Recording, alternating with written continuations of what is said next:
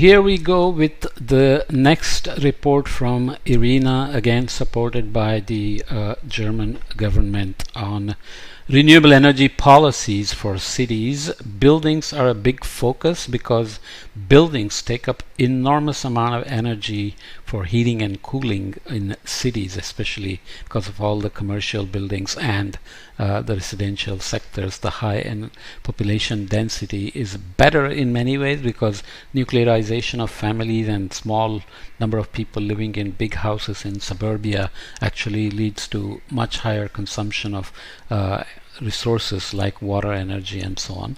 Let's start by reading some focus messages here. I have already the pointer. The significance of cities in deploying renewable energy.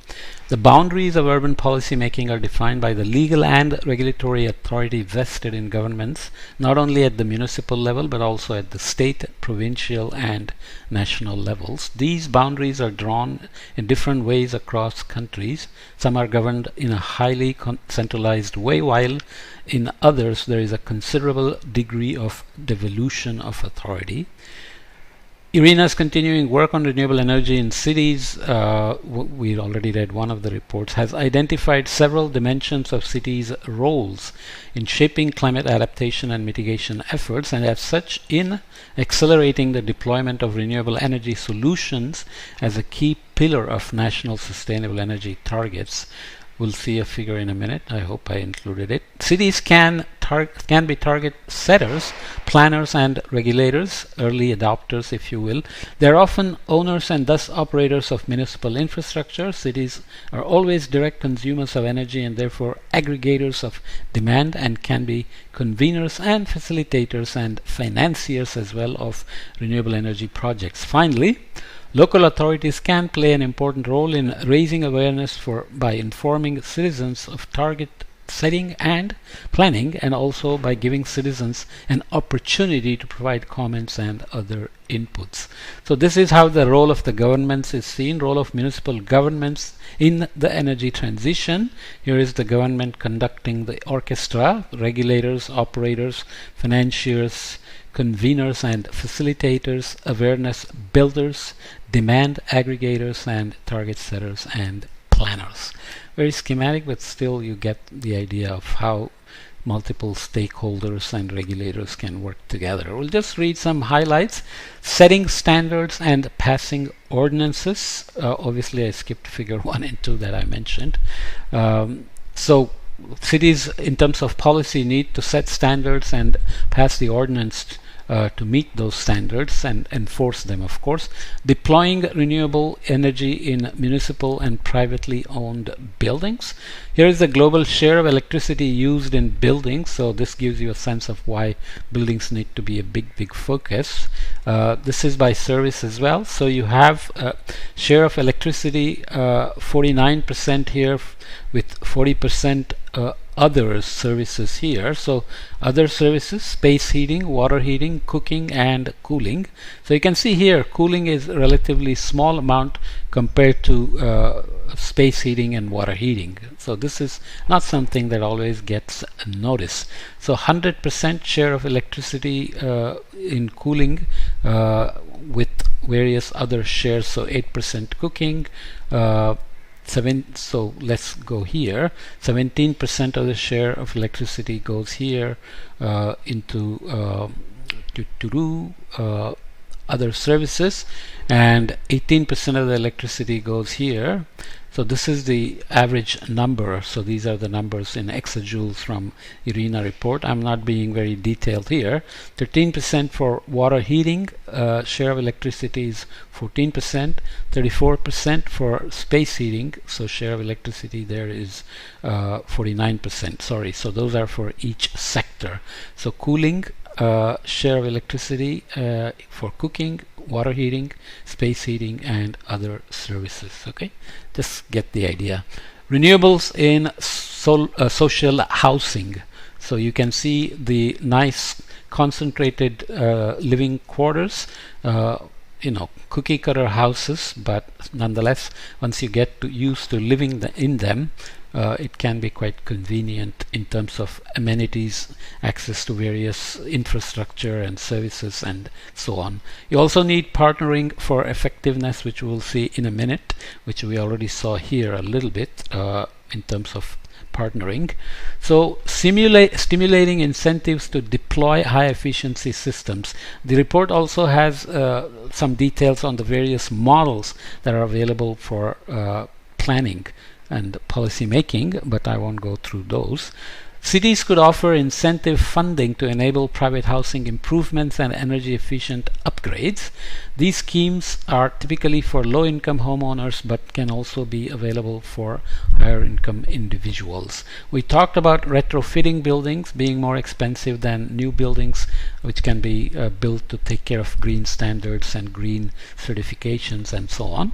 But many times old cities have old buildings that are still worthy of maintaining and using for residents and other activities, so they need to be retrofitted. So it's always a cost-benefit analysis there.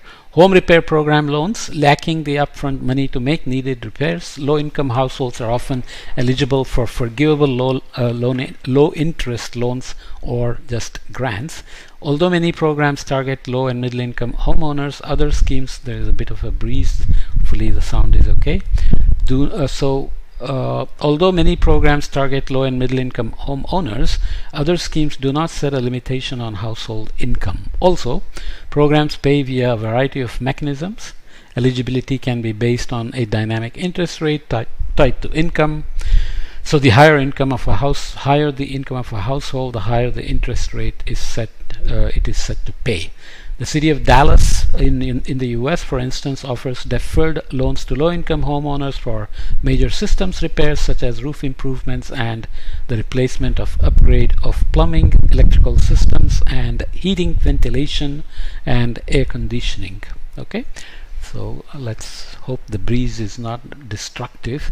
Property tax abatement exemptions are possible. Cambridge is an example. State tax credits are possible based on what options you have. So option that municipalities may want to explore is offering tax credits to help homeowners undertake specific repairs or upgrades that enhance energy efficiency. So this is a benefit of mitigation and adaptation, so you can be made more resilient this way as well. Let's look at an example of partnerships and for effectiveness. Portland Clean Energy Community Benefits Initiative in the United States. The initiative proposes an ordinance to be added to the Portland City Code governing business licenses. It aims to support the city's climate action plan and 100% renewable energy goal by providing a long-term funding source for the installation of solar panels and other climate-friendly measures in low-income communities. Even though it says low-income communities, it's all relative if you want to compare Portland, Oregon to another state in the global south, like Mumbai, India, or whatever else, because even in the US, some cities can be more liberal and progressive and plan for 100% renewable energy, climate action plan, and so on. So what lessons can we take out from these relatively small wealthy cities and transfer them to poorer, more diverse in terms of income and other compositions in the global south? That's always tricky.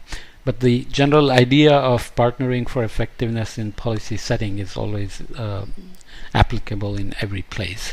The proposed ordinance requires large retailers to pay a surcharge of 1% on gross revenues from sales within Portland, excluding basic groceries, medicines, and healthcare services. So there are always provisions made for things that affect the poor more disproportionately, like the part of the income you would spend on groceries or medicines or healthcare.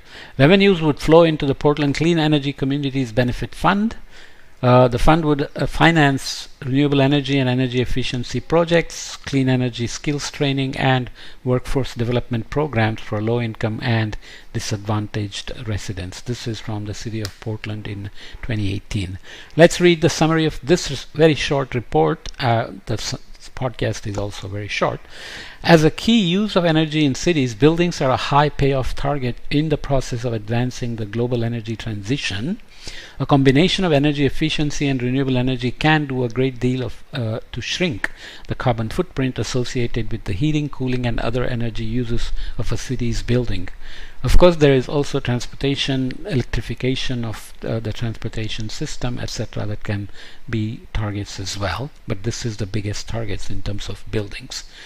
The toolbox is large, consisting of building codes and permits, building and zoning regulations, mandates, solar thermal ordinances, tax incentives, targeted subsidies, and other financial and fiscal tools. Cities have extensive power to regulate energy use in buildings through the use of building codes and rating systems such as the BREEAM in the United Kingdom and LEED in the United States. Those are green certifications. Rating systems set standards that cities and developers can incorporate into their building codes, quickly advancing energy efficiency, especially in the standards, especially if the standards are mandatory and cover all buildings existing and new, public and private. Cities can also release policies for electrifying heating and cooling in urban structures. Heat pumps have a major role to play but need additional policy support to reduce the barriers such as high upfront costs and preferential tariffs. District heating and cooling based on renewable energy hold significant potential and can benefit final consumers through reduced bills. Moreover, many cities now integrate solar energy into social housing projects. By offering clean energy and cutting-edge efficiency, such initiatives provide low-income families access to energy that is at once clean and affordable, has obvious health benefits as well. Integrating renewable energy into the building stock need not always be initiated by government action. Grassroots initiatives of cooperatives, non-profit associations, community trusts, and other organizations sometimes take the lead in efforts to escape the exorbitant energy charges found in impoverished neighborhoods. A fraction of income people spend on food and energy can be a very good indicators of vulnerability and lack of resilience and overall need for change in policies. Of course, capital is often an obstacle, but some city governments bridge the financing gap to encourage such grassroots initiatives. Finally, national governments can be useful in stimulating the use of renewables in buildings, especially by setting nationwide standards for building codes. Boundary setting activities create incentives for renewables and can help to create markets for cutting-edge products in terms of driving innovation as well. Okay, so that concludes. If there are new findings in issues of urban adaptation, resilience, co-benefits to mitigation, etc., I'll put them under new findings in adaptation as a separate section at the end. Okay.